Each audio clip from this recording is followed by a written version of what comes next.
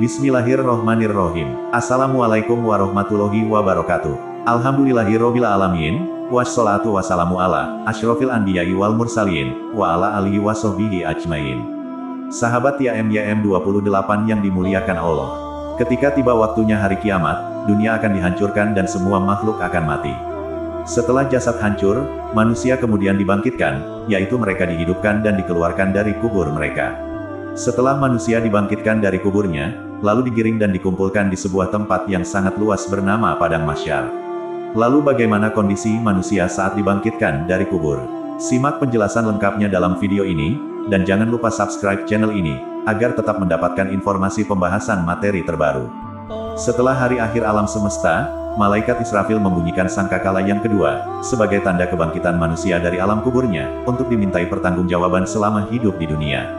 Allah berfirman yang artinya, pada hari itu manusia keluar dari kuburnya dalam keadaan bermacam-macam supaya diperlihatkan kepada mereka balasan pekerjaan mereka. Quran Surah Al-Zalzalah ayat 6. Dalam ayat lainnya dijelaskan juga yang artinya, dan datanglah tiap-tiap diri, bersama dengan dia seorang malaikat penggiring dan seorang malaikat penyiksa. Quran Surah Qaf ayat 21. Berikut kondisi rupa-rupa manusia saat dibangkitkan dari kubur menuju Padang Mahsyar. 1. Akan dibangkitkan sesuai keadaan saat meninggal. Setiap orang akan dibangkitkan dari kuburnya sesuai dengan keadaan tatkala dirinya meninggal, dari kadar ketakwaan serta keimanannya maupun dalam keadaan kufur dan bermaksiat. Hal ini disampaikan dalam hadis dari Jabir radhiyallahu anhu. Dia berkata, Rasulullah shallallahu alaihi wasallam bersabda, setiap hamba Allah itu akan dibangkitkan dari kuburnya sama seperti keadaan ketika ia meninggal. Hadis riwayat Muslim nomor 2878. 2. Akan dibangkitkan dalam keadaan tanpa alas kaki dan pakaian. Manusia dikumpulkan di Padang Mahsyar tanpa berbusana sehelai pun, bahkan belum dihitankan. Hal ini disampaikan dalam hadis Aisyah radhiyallahu anha, bahwa Rasulullah shallallahu alaihi wasallam bersabda, manusia akan dikumpulkan pada hari kiamat dalam keadaan tidak beralas kaki, tidak berpakaian dan belum dihitan. Hadis riwayat Muslim nomor 2859. Meskipun saat dibangkitkan tidak memakai pakaian sehelai pun, namun pada akhirnya manusia akan diberi pakaian berdasarkan apa yang dikenakan ketika meninggal, dan orang yang pertama kali mengenakan pakaian adalah Nabi Ibrahim alaihissalam. Sebagaimana disampaikan dalam hadis, bahwa Rasulullah shallallahu alaihi wasallam bersabda, sesungguhnya orang pertama yang diberi pakaian pada hari kiamat adalah Nabi Ibrahim. Hadis riwayat Bukhari nomor 4371. 3. Dibangkitkan dalam keadaan wajahnya tanpa sekerat daging. Sebagaimana yang disampaikan dalam hadis, bahwa Rasulullah shallallahu alaihi wasallam bersabda, seseorang yang selalu meminta-minta kepada orang lain, di hari kiamat ia akan menghadap Allah dalam keadaan tidak sekerat daging sama sekali di wajahnya. Hadis riwayat Bukhari nomor 1474 dan Muslim nomor 1040. Islam sendiri memerintahkan pada kita untuk bekerja keras. Orang yang meminta-minta alias pengemis adalah suatu pekerjaan yang hina. Namun, orang yang ingin memberi sedekah, maka jangan pernah terselip rasa suudzon kepada orang yang diberi. Beri dan diam, jangan mencari tahu dan berpikir negatif. 4. Berjalan miring badannya. Dari Abu Hurairah radhiyallahu anhu, Rasulullah shallallahu alaihi wasallam bersabda, siapa yang memiliki dua orang istri lalu ia cenderung kepada salah seorang di antara keduanya, maka ia datang pada hari kiamat dalam keadaan badannya miring. Hadis riwayat Abu Dawud nomor 2133, Ibnu Majah nomor 1969, dan An-Nasai nomor 3942. Hal ini disebabkan seorang suami yang berpoligami tidak dapat berbuat adil terhadap istri-istrinya. Syarat dalam ajaran Islam untuk suami melakukan poligami adalah harus bersikap adil terhadap istri-istrinya. Poligami sesungguhnya berat dan harus berilmu. Dan banyak yang menolak poligami semata karena perlakuan laki-laki yang tidak ma'ruf dan adil dalam pelaksanaannya. 5. Berjalan menggunakan wajahnya sebagai kakinya. Hal ini disampaikan dalam hadis dari Anas bin Malik radhiyallahu anhu. Ada seorang berkata kepada Rasulullah, wahai Rasulullah, bagaimana bisa orang kafir digiring di atas wajah mereka pada hari kiamat? Rasulullah shallallahu alaihi wasallam menjawab, bukankah Rabb yang membuat seseorang berjalan di atas kedua kakinya di dunia, mampu untuk membuatnya berjalan di atas wajahnya pada hari kiamat?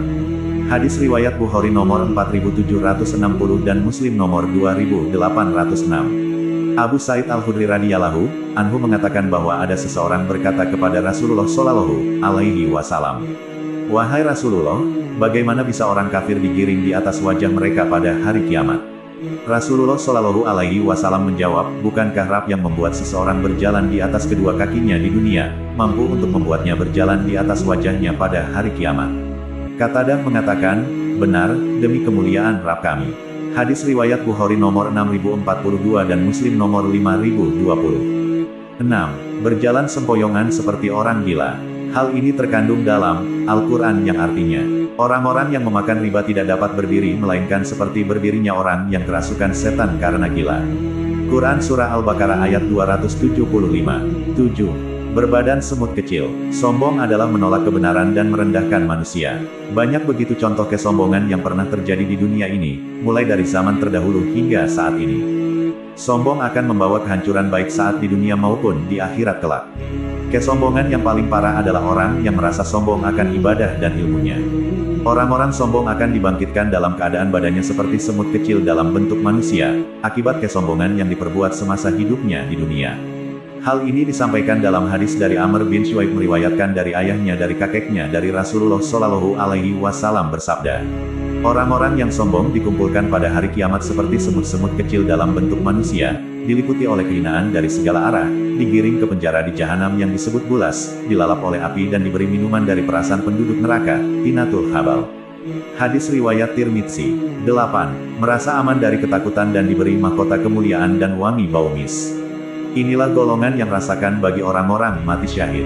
Rasulullah Shallallahu Alaihi Wasallam bersabda, orang yang mati syahid di sisi Allah mempunyai 6 keutamaan, dosanya akan diampuni sejak awal kematiannya, diperlihatkan tempat duduknya di surga, dijaga dari siksa kubur, diberi keamanan dari ketakutan yang besar saat dibangkitkan dari kubur, diberi mahkota kemuliaan yang satu permata darinya lebih baik dari dunia seisinya, dinikahkan dengan 72 bidadari dan diberi hak untuk memberi syafaat kepada 70 orang dari keluarganya. Hadis riwayat Tirmidzi nomor 1629 dan Ibnu Majah nomor 2796. Dalam hadis lainnya juga dijelaskan bahwa Rasulullah Shallallahu Alaihi Wasallam bersabda, seorang yang mati syahid, kelak pada hari kiamat akan dibangkitkan dalam keadaan lukanya mengalirkan darah, warnanya darah namun baunya bau mis. Hadis riwayat Bukhari nomor 5533 dan Muslim nomor 1876. 9. Bau mulutnya wangi. Inilah salah satu balasan bagi orang yang berpuasa di akhirat kelak. Bau mulut yang harum di hari kiamat, timbul dari ketaatan yang dilakukan di dunia. Bau mulut harum tersebut membuat orang lain makin mencintainya di akhirat kelak. Dari Abu Hurairah, Rasulullah Shallallahu Alaihi Wasallam bersabda, sungguh bau mulut orang yang berpuasa lebih harum di sisi Allah daripada bau minyak misk kasturi. Hadis riwayat Bukhari nomor 1894 dan Muslim nomor 1151. Amalan puasa itu adalah rahasia antara hamba dengan Allah. Karena itu rahasia yang disembunyikan, maka Allah pun membalasnya dengan menampakkan bau harum di antara manusia di hari kiamat.